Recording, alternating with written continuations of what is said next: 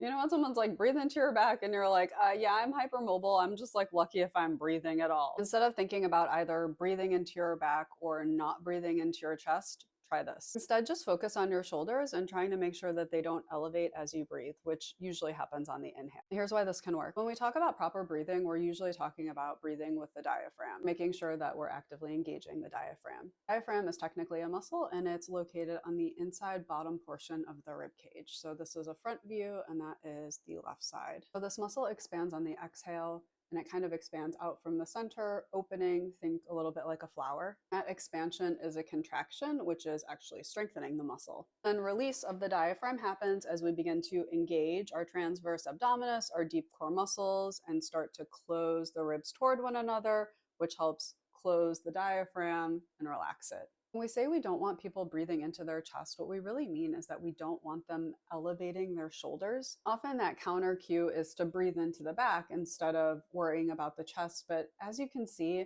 there's obviously not a lot of room in the back, so I can see why that's confusing for people, myself included. So I find the cue that works best for me and for others, hypermobile or not, is to focus on shoulder elevation and just making sure that the shoulders are not elevating as you inhale or exhale, but especially as you inhale. We want the chest to expand as we inhale, but rather than just expanding vertically, we want it to expand laterally. If this still feels confusing, don't worry, that's completely normal. That's why I'm talking about breathing in this topic in pieces and parts this month. This is just one piece. We have a lot more pieces of the puzzle to add. For example, what if your neck and shoulder muscles are just constantly stuck here? Your shoulders are just constantly elevated, which is common as a result of muscle overcompensation for a hypermobile neck that has a dangerous range of motion. Basically, the muscles are working so hard to try to make sure that head doesn't fall off. If you do have a lot of tension here and you are constantly elevated, you're going to need to release it to be able to really fully